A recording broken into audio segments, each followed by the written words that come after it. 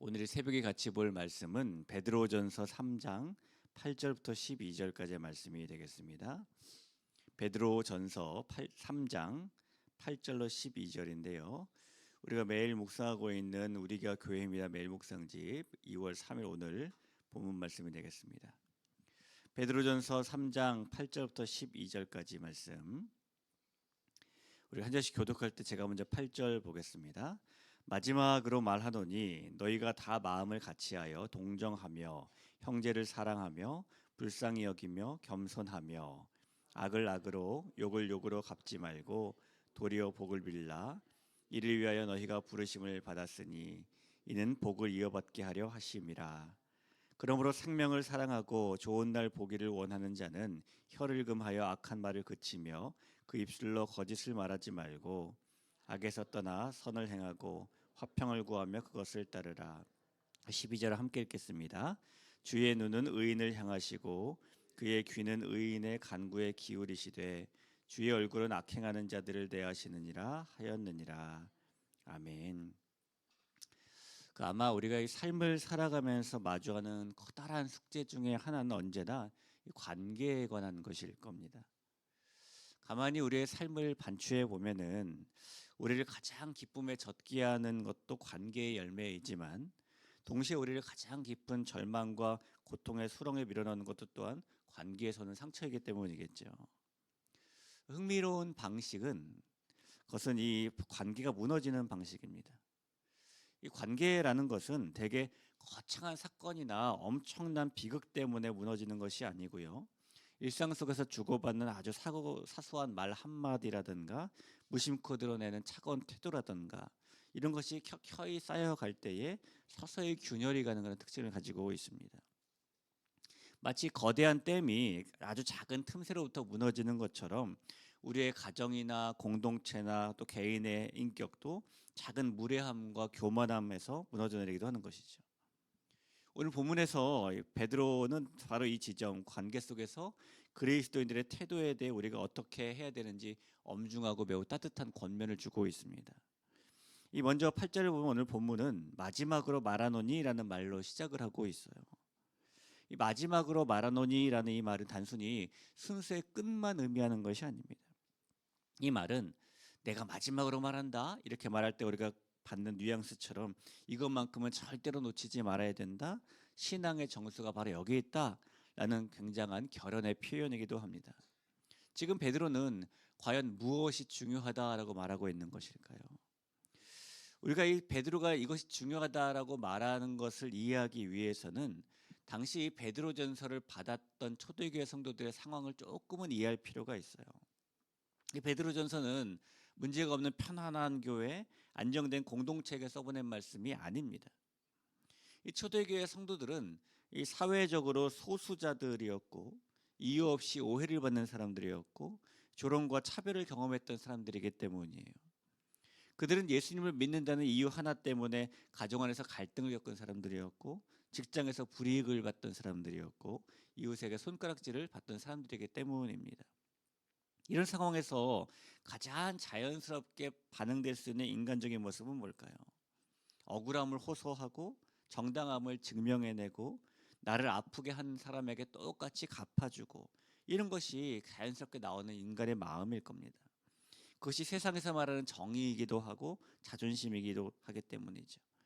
그러나 이 베드로는 이 마지막으로 말한다라고 말하면서 이런 본능적인 반응 대신에 성도가 지켜야 될 구체적인 태도를 몇 가지 제시를 합니다. 이게 8절 중간에 나와 있는 거죠. 너희가 다 마음을 같이하여 동정하며 형제를 사랑하며 불쌍히 여기며 겸손하라. 먼저 마음을 같이 하랍니다. 이 말은 모두가 기계적으로 로봇처럼 똑같은 생각만 하라는 말씀이 아니겠죠. 우리 각자의 다름을 인정하되 우리가 바라보는 하나님의 뜻이란 지향점을 동일하게 가져라라는 그런 뜻일 겁니다.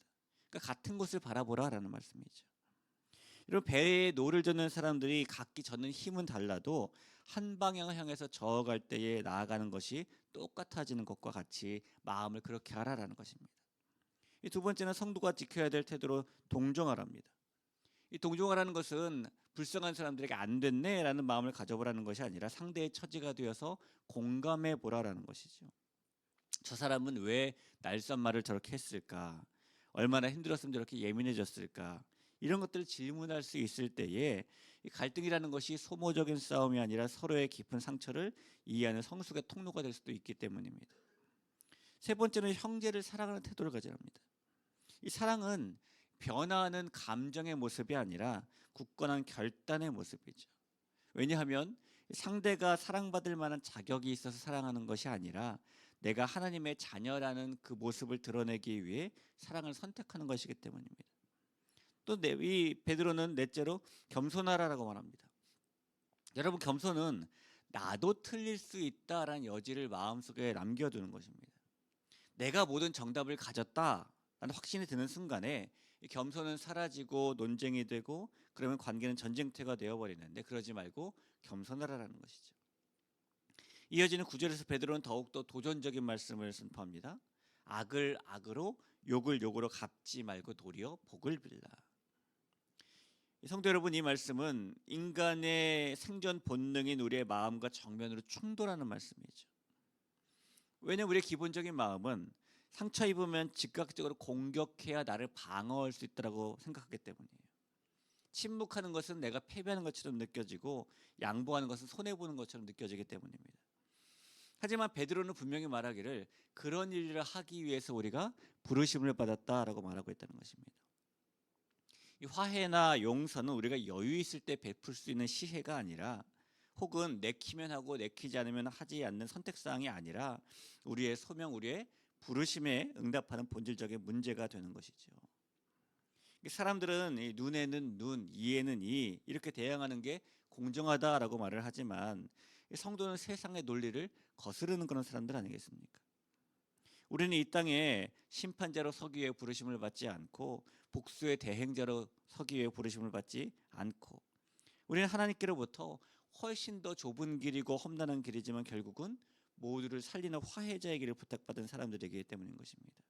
그래서 하나님께서 우리가 악을 악으로 갚지 않고 욕을 욕으로 갚지 않고 오히려 복을 빌어줄 때에 그곳에서 세상이 감당할 수 없는 하나님의 나라가 시작되게 하시는 것이죠.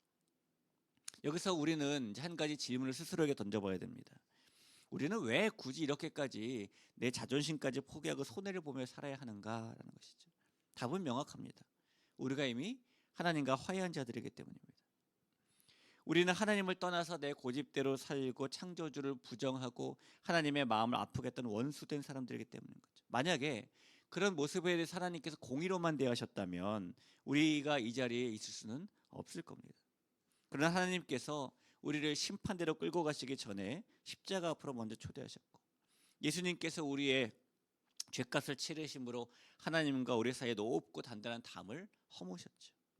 우리가 아는 로마서 5장 10절 말씀, 이런 말씀 있는 거 아니겠습니까? 우리가 원수 되었을 때에 그의 아들의 죽으심으로 말미암아 하나님과 화목하게 되었다라는 말씀입니다. 우리와 하나님과 원수 사이일 때 먼저 손을 내미신 분은 하나님이세요. 십자가는 우리에게 보여주신 하나님의 거대한 양보이자 화해의 손길인 것이죠. 따라서 우리가 이 땅에서 화해자로 살아가는 것은 억지스러운 의무가 아니라 그 엄청난 사랑을 받은 자녀로서 마땅히 드러내야 될 특징이 되는 것입니다. 자, 그럼 마지막으로 여러분, 우리가 그런 화해자의 길을 걸을 때에 어떤 일들이 우리에게 일어날까요? 이 베드로는 오늘 본문 마지막에서 시편 말씀을 인용하면서 화평을 따르는 자에게 주어지는 약속을 선포합니다. 이 화평은 인간의 수단과 방법으로 억지로 쥐어짜는 결과물이 아니고 하나님을 온전히 신뢰하고 그분의 성품을 따라갈 때에 우리 삶에 자연스럽게 맺히는 성령의 열매인데요, 하나님께서 이런 화해자들을 향한 특별한 시선을 약속하세요. 12절입니다. 주의 눈은 의인을 향하시고 그의 귀는 의인의 간구에 기울이시되 주의 얼굴은 악행하는 자들을 대하시느니라 하였느니라. 우리가 화해자가 되면 사람 앞에서는 지는 것 같고 손해보는 것 같지만 만군의 여호와 하나님께서 그 모든 과정을 지켜보고 계시고 우리의 기도에 귀를 기울이신다라는 겁니다. 그래서 우리의 모든 기도가 하나님의 귀에 상달되는 가장 빠른 길은 우리가 누군가를 용서하고 화해의 자리에 서는 것일 수도 있어요. 그런 화해자의 삶은 사람들에게는 무시당할지 모르지만은 하늘 문을 여는 가장 강력한 열쇠가 된다라는 것입니다. 사랑하는 성도 여러분, 우리는 논쟁에서 승리하기 위해 부름받은 존재가 아닙니다. 우리는 상처를 되갚아주기 위해 이 자리에 있는 것도 아닙니다. 우리는 깨어지고 부서진 이 세상 속에서 하나님의 화평을 심는 화해자로 살아가라고 부름을 받은 것입니다. 따라서 오늘 이 새벽에 우리가 거창한 변화 아니더라도 작은 선택을 하나 결단하며 돌아갔으면 좋겠어요. 오늘 내가 삼켜야 될 날카로운 말 한마디는 뭘까? 오늘 내가 조금 더 낮춰야 될 삶의 태도는 또 무엇일까? 그리고 오늘 내가 먼저 손 내밀어야 될 마음의, 그리고 풀어야 될 마음의 빗장 하나는 무엇일까? 그런 작은 선택 하나가 우리를 살리고 무너진 가정을 중수하고 교회를 생명력 있게 만드는 것입니다.